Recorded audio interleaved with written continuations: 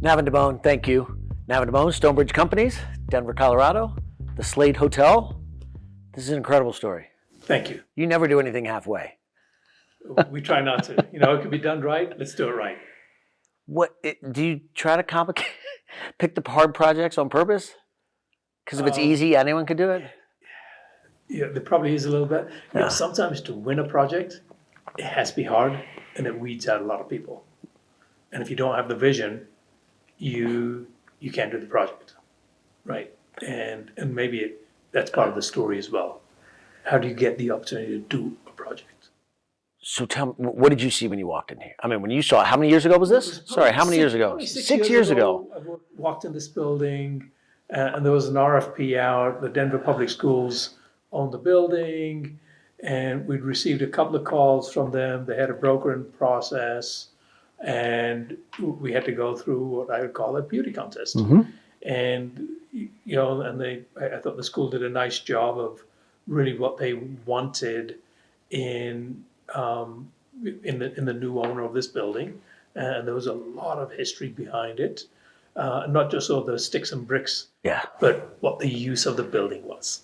You can feel it. This was Emily Griffith's Opportunity School, and it's a school that was, I'd call in today's world maybe a trade school, as well as learning to read and write and do math and geography, but as well as how to a welding shop and a car mechanic shop and a cosmetology shop. So there were so many different things that the school taught local folks here, and many of them were recent immigrants. And this was in the early 1900s when the school started, and the school still exists today.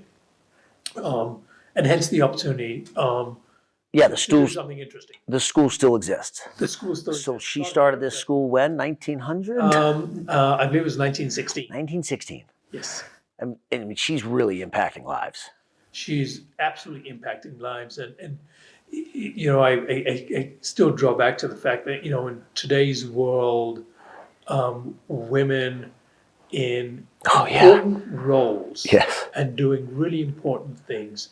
Here's a woman north of 100 years ago did something amazing to change the trajectory of so many lives, both men, women, and in some case, really adults, early adults, people who were, 14 years old, 15 years old, right? I know. And their families, many of them who are still here. She touched a lot of people. Yeah. How do you pass by former students and grandparents and grandkids? Like, have you met that, or because no, we actually have you will a lady who works in our corporate office. Okay. Who I recently learned went to cosmetology school at Emily Griffith's. That is great. And so it has touched a lot of people. Do you think when you're really open and flowing that people are going to start coming back and be like, I went to school here, I remember these halls? People will come back, they'll sit in the restaurant, in the bar, and have a drink with their family or their grandkids or whoever, and just sort of reminisce. And here's a place that I went to school. This is a part of me. And I think all of us have some element of that in us, and places that gave us something. And I think particularly a place that gave us education, right? There's something about education that's very special. Somebody who taught us something, an institution that gave us knowledge, and that knowledge allowed us to live a better life, a more productive life, and give really good trajectory to our families. And I think Emily did that. She did it really well. Yeah. Back at it, I'm not saying it's easy now because maybe it's not, but it just seemed a lot harder then. Yeah, I would think so. And it was, and there's a difference, right, in terms of schools and trade schools and universities. Yes. And today, many of us had the opportunity to go to great institutions. Yes. And of higher education. And this school allowed people, regardless of your socioeconomic class, you had the opportunity to learn a trade, learn something that you could apply right away as a skill and earn a wage and have a job. Love No it. question about it. I mean, look, this is a gigantic plate. Like, how do we know the student body? Yeah, looking down this hallway. Yeah. So this is roundly 400 feet. It's a building that's only 4 stories tall. Across the street, directly across the street, is the Colorado Convention Center. In today's world, you would never build a building No. like this. You couldn't afford it. Right. This building should be standing on its end, 400 feet tall, and with a small footprint. Yep. That's how it would be Would do built. today. Sure. And so it does have this really unique physical character. It's got the unique story of having been the school, and now it's a hotel. And in many regards, I regard that as sort of it's my responsibility. It's our responsibility in some respects, certainly as a company, but also as society, to say, how do you give new life to a building like this? Sure. That's a historic building, and I'm an interim caretaker of this building. I'm an interim custodian, however you want to think of it. And the building was built here long before I arrived. It'll be here long after I'm gone, and for the use of others in the future. And for now and for the next foreseeable future, it'll be a hotel. Sure. And it's a great hotel. What do you think it becomes next? That's a fascinating question, right? Can you imagine? That's a really interesting thought. Is when Emily Griffith was doing this, did she ever think No. that what will be the future use of this? Probably not. She said, no, this could be a school. We're building it as a school. We're going to educate people. Now, the school moved a few blocks down the street, so it's still downtown.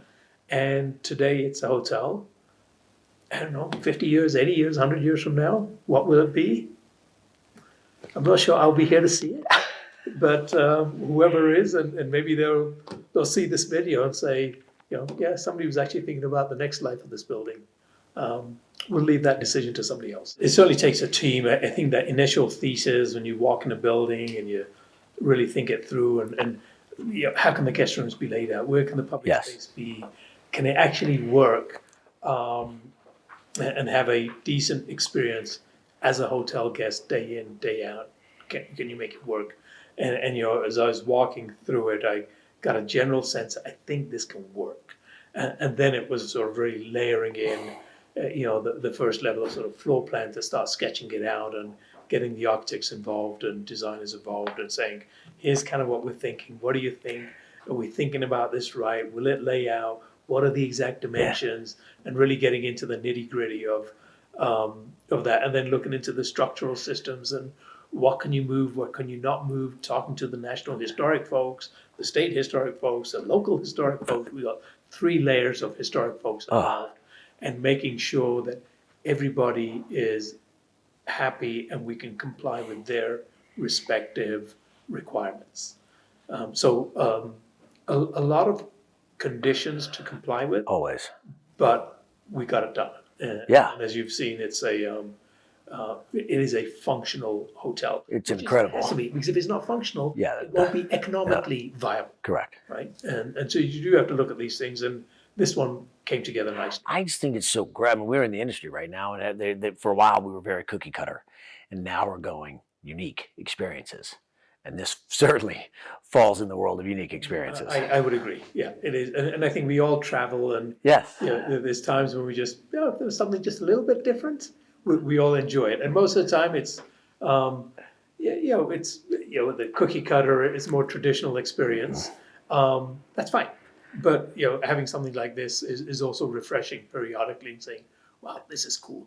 Because I want to go stay there. And you were traveling, you didn't want surprises. So yes. you went to the brand, and brand X delivered brand X, and brand Y delivered on brand Y. And more of a unique experience is something exactly that. It's unique. It's different. Yes. I mean, how many employees do you have now? We have about 3,000. So you're a teacher, an Emily Griffith of... Yeah, in a way. I mean, I suppose we can, in some respects, any sort of leadership position, we call it training. The old-fashioned word is probably teaching. Yes. Right? We're all teachers. And I would also say we're all students simultaneously. We never stop learning. I never want to stop learning, because I think the moment I stop learning, in some respects, I stop living. Yes. Right? And I think, certainly for me, and I think most of us, we're creatures of knowledge. And, how does that work? What is it? Curiosity. We're inquisitive. And those minds are, in my opinion, are the best minds. And and which also is, if you're running a company and if you're the CEO of this company, you've also got to advance that. And in my case, I don't have to advance it because, oh my God, that's the right thing to do. It's just who I am. Yes. Yes. I love education. I love teaching. I want the world to be more knowledgeable. I want everybody around me to be more knowledgeable. And we have housekeepers, we have front desk agents, we have buses, we have servers, we have general managers, we have sales folks. At any level and every level, knowledge is important. And we're in this sort of unique position as leaders to strengthen that base and provide the opportunity to learn. And to learn also have, it's also part of our work. And having a great day when you're working. Yeah, and right. What you're doing, have a great day. Have an enjoyable workplace. And whether it's here at the hotel or at our corporate office or anywhere else, make it a good place. And give people opportunity to advance their careers, advance their livelihoods, learn a new skill, train them on an aspect of the hotel business that Right. they don't know about, right? And when there's an opening somewhere else, take somebody who's been with you and wants to learn. Okay, they can learn something new, and over time they may go through 3, 4, 5, 6 departments, and then what they do? Yes. Become a general manager. Correct. Because they have knowledge of all the aspects of a hotel. And that's the opportunity that we must provide our associates. Which again, I think you've done. I think you're a teacher, right? When you started, you were scrambling and just trying to survive. Yeah, we all that's were. what we all do. Right? We all were. And now, which you have 3,000 plus employees, right? Right. You're teaching and providing them. You're teaching. You're providing that sort of basis to learn from, to grow from. It's a lifelong, uninterrupted sort of continuous learning. What number hotel are you on? What number is this? I believe this is number 68. But who's counting? Who's counting? Yeah. Yeah. It's been a fun ride. Continues to be a fun ride. I'm loving it. Yeah. We're not stopping anytime soon. No, I'm just not wired that way. No. All right, hang on. All right, I'm going to get to the broader economy. Like, how is today? I mean, how are you seeing the world today? And compared to, Yeah, the world's, over the last 3-4 months, the world's become a little more complicated. very quickly. Certainly with, the Russian invasion, that has complicated things. COVID clearly complicated things. And COVID really was really the issue around human capital disruptions led to supply chain disruptions.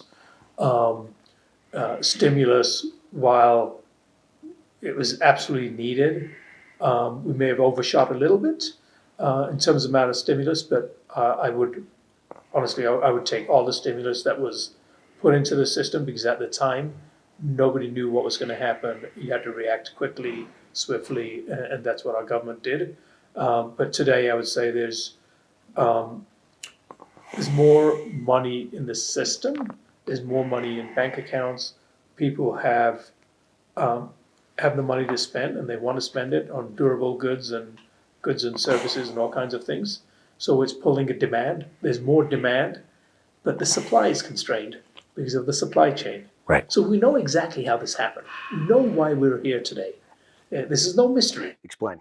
So, again, COVID related, Yep. right? There's two parts to an economy: supply side and demand side. And on the supply side, my sort of standard sort of example is, I sell my widgets. I got 20 widgets on my shelf. That's my normal cadence, and I sell them at a normal pace and a normal profit, and life is great. All of a sudden, supply chain issues come along, and I can't get my widgets anymore, and I've only got 4 widgets. I normally have 20. So what do? I increase the price of my 4 widgets, and I will find 4 buyers at a much higher price. So essentially that's called inflation. And why did it happen? Because of supply chain. And why did supply chain have issues? Because of labor issues. Why did labor issues occur? Because of COVID. So we know exactly why these things happen. So that's the supply side. The demand side, first of all, humans didn't stop living, and we actually have a little more money than we did. There's somewhere around $6 trillion more in bank accounts Extra. today than there was pre-COVID Good. on a steady state basis.